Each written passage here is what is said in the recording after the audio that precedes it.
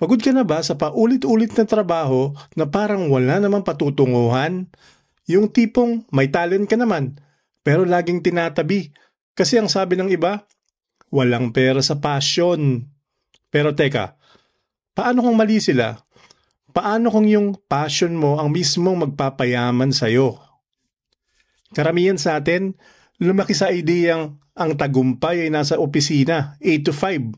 May sweldo kada kinsenas, tapos hintay ng retirement. Pero habang tumatagal, dumarami ang mga Pilipinong napapagod sa ganitong sistema. Hindi dahil tamad sila, kundi dahil may gusto silang gawin na mas malapit sa puso nila. Mga artist na gustong magpinta, mga musikero na gustong gumawa ng kanta, mga graphic designers, vloggers, manunulat at home cooks, mga Pinoy na may talento pero matagal nang sinabihang hindi yan pangkabuhayan. Pero guess what? Nagbabago na ang panahon. May mga Pinoy na ngayon hindi na sumusweldo dahil sa opisina. Kumikita sila dahil sa sarili nilang galing. Ito ang tinatawag nating Pinoy Creative Revolution. Dito sa video na to, pag-uusapan natin kung paano mo magagamit ang passion mo, ang skills na dati mong tinatago, para magsimula ng sariling hustle. May mga tunay tayong kwento ng tagumpay, practical tips, at mga platform na pwedeng-pwede mong simulan kahit sa bahay.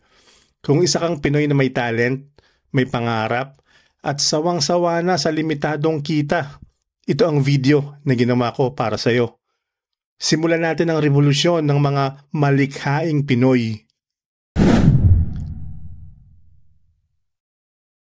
Sa loob ng isang dekada, parang tahimik na revolusyon ang nangyari sa Pilipinas.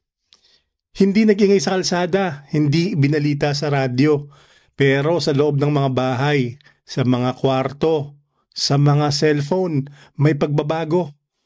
Ang dating limitado lang sa mga artista, sa mayayamang may access sa equipment, sa may kilalang producer, ngayon pwedeng gawin ng kahit sinong Pinoy. Dati pag sinabi mong artist, naiisip agad ng tao ay museum, exhibit, fancy gallery na may wine at classical music. Pero ngayon, ang pagiging artist ay nandyan na sa palad mo. Sa mismong daliri mong nagtatype o nagpipaint sa screen. Sa hininga mong lumalabas sa isang podcast. Sa kwento mong binabahagi sa TikTok, sa YouTube, sa Facebook. Ang dating pangarap na akala mo para lang sa may koneksyon, unti-unting nagiging abot kamay. At hindi lang sa Metro Manila, kahit nasa probinsya ka pa, basta may data ka at diskarte, may laban ka. May mga kabataang gumagawa ng comic strips sa cellphone nila habang nasa kubo. May mga OFW nagla-live cooking tutorial habang nasa abroad. May mga batang taga Mindoro na gumagawa ng original rap music gamit lang ang speaker ng lolo nila. At hindi ito imagination lang, may ebidensya. YouTube creators tulad ni Lakong TV at Alex Gonzaga, ipinakita na hindi mo kailangan maging traditional celebrity para magkaroon ng community at kumita. May mga animators na pinipilahan ng million of views kahit walang formal education sa art school. Sa TikTok, isang nanay na naghugot tungkol sa asawa niyang manloloko. Meron din sa comment section, may nag-offer agad ng brand deal. Ito na ang panahon ng creative democracy. Lahat may mic, lahat may canvas, lahat may pagkakataon. Hindi lahat marunong sa simula, pero lahat pwedeng matuto. Ang creative economy ng Pilipinas ay hindi na maliit na bahagi ng sideline industry. Lumalaki ito. Humuhubog ito ng bagong klase ng manggagawa. May mga freelance illustrators na may international clients. May mga voice-over artists na may regular gig para sa audiobooks sa UK. May mga podcast creators na nag-i-interview ng mga entrepreneur habang nasa kwarto lang nila. Hindi mo kailangan may studio. Ang kailangan mo, passion, internet, at konting tapang. Pero ang tanong, bakit yung iba umaangat? Bakit may mga Pinoy na kahit simpleng gamit lang nagtatagumpay? Anong meron sila na pwede mong gayahin? Dito papasok ang susunod na bahagi. Minsan kasi mas naiintindihan natin ang posibilidad kapag may mukha ang kwento. Kapag hindi lang general advice kundi personal na karanasan. Kaya ito, 3 kwento ng 3 ordinaryong Pilipino na piniling gawing extraordinaryo ang talento nila. Unahin natin si Ana, dating call center agent sa Quezon City. Pangarap niyang maging digital artist noon pa, pero laging nauurong. Kasi nga, sabi ng lipunan, hanap ka ng stable job. Kaya nag-BPO siya. Good pay, pero hindi siya masaya. Nung pandemic, natanggal siya sa trabaho. Halos 3 linggo siyang walang ganang bumangon. Pero habang naglilinis ng laptop, nakita niya yung folder ng old drawings niya. Tiningnan niya. Napangiti siya. Sabi niya sa sarili, bakit nga ba hindi ko to subukan? Nagbukas siya ng Instagram. Pinost niya ang digital painting niya. Walang like sa una, pero tuloy lang. Sumali siya sa mga art groups sa Facebook. Nagbenta ng commissions, 300, 500, hanggang 1,500 per piece. Pet portraits, character art, family anime drawings. Hanggang sa dumami ang order, nag-ipon siya para sa drawing tablet. Ngayon, may sarili na siyang home studio. Kumikita ng 30,000 to 50,000 kada buwan. At higit sa lahat, ginagawa niya ang gusto niya. Si RJ naman, 25 years old, dating tambay. Pero may hilig sa music production. Gamit lang ang lumang laptop ng kapatid niya, nagsimula siyang gumawa ng lo-fi beats. Yung tipo ng music na pampatulog, pampaaral, pang-relax. In-upload niya sa YouTube. Walang expectations pero boom, nagulat siya. May mga nagko-comment from Brazil, Japan, US. Subscribers went from 100 to 10,000. Tapos 100,000. Ngayon, may income siya sa YouTube ads, Spotify streams at may brands na nagpapalisensya ng music niya para sa games at apps. Dati tambay, ngayon producer. At si Karen, isang single mom, mahilig siya magluto pero dahil tight ang budget, cellphone lang ang gamit niya. Walang lighting, walang editing skills, pero every video niya may kwento, may puso. Gising ako ng 5 a.m. para ipagluto ang anak ko. Ito ang almusal namin, pampalakas at matipid. Simple lang pero totoo at yung totoo, yun ang tumatagos. Ngayon, may 1 million followers siya, may sariling cookbook at may brand deals para sa cookware, condiments at rice sponsor.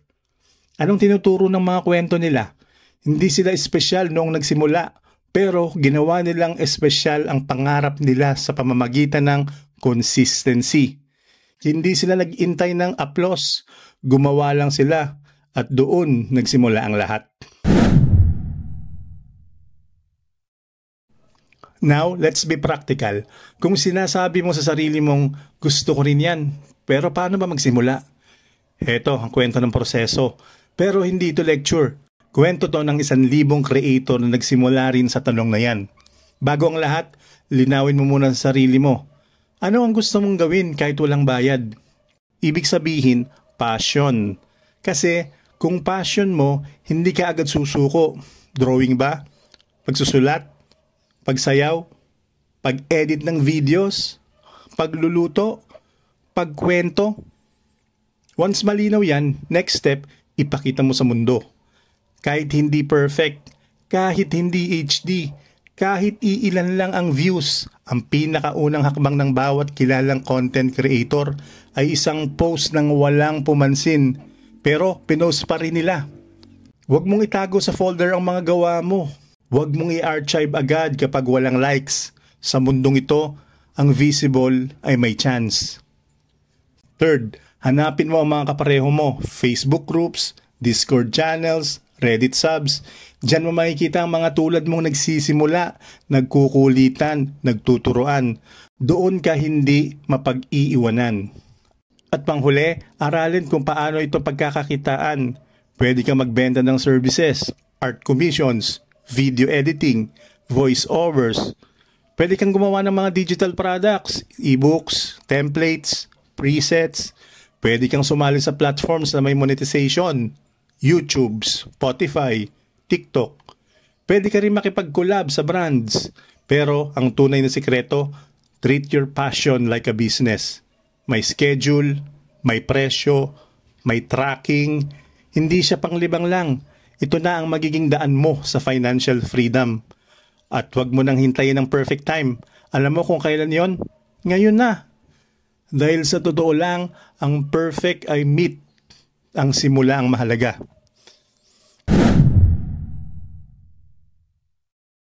Hindi ito kwentong puro saya. Hindi ito madali lang na journey. Maraming creators ang ilang buwan walang views, walang benta, walang comment. May times na tinatawanan sila ng kaibigan o masakit pa ng sarili nilang pamilya. Yan lang ang ginagawa mo? Pangarap mo pa rin ba yan? Hindi ba dapat naghahanap ka ng totoong trabaho? Masakit, pero dito mo makikita kung gaano ka committed. Kasi ang tunay na creative journey, hindi laging may palakpak. Kadalasan, tahimik, malungkot. Pero kung buo ang loob mo, may matitibay kang pundasyon. Dito mo rin marirealize ang kailangan mong mindset shift na ang creativity ay hindi extra. Ito ay trabaho, na ang ginagawa mong content ay may value, na hindi mo kailangan maging empleyado para tawaging productive, na pwede kang maging boss kahit wala kang opisina. Hindi rin sapat na creative ka lang, dapat flexible ka. Kung hindi gumagana ang isang style, mag-eksperimento. Kung walang bumibili ng offer mo, pag-aralan mo kung bakit. I-revise, i-market, i-pitch ulit. At kapag natatakot ka, alalahanin mo to. Lahat ng creator na iniidolo mo, takot din noon. Pero ang kaibahan, hindi sila huminto. Kaya bakit ikaw hihinto? Ngayon, nasa iyo na ang bola. Willing ka bang simulan ng sarili mong creative hustle? Di mo kailangan ng DSLR. Di mo kailangan ng magarbong studio. Ang kailangan mo lang, simula.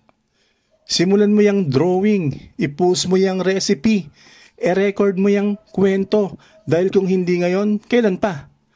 At kung na-inspire ka sa episode na to, comment mo sa baba. Creative hustle, simula na. Ipakita mo sa sarili mo at sa mundo na isa ka sa mga handang kumilos. At syempre, huwag kalimutan mag-subscribe sa The Brown Investor kung saan pera, diskarte at galing ng Pilipino ang bida. Hanggang sa susunod, huwag kang matakot lumikha dahil ang paglikha pwedeng magbago ng buhay mo.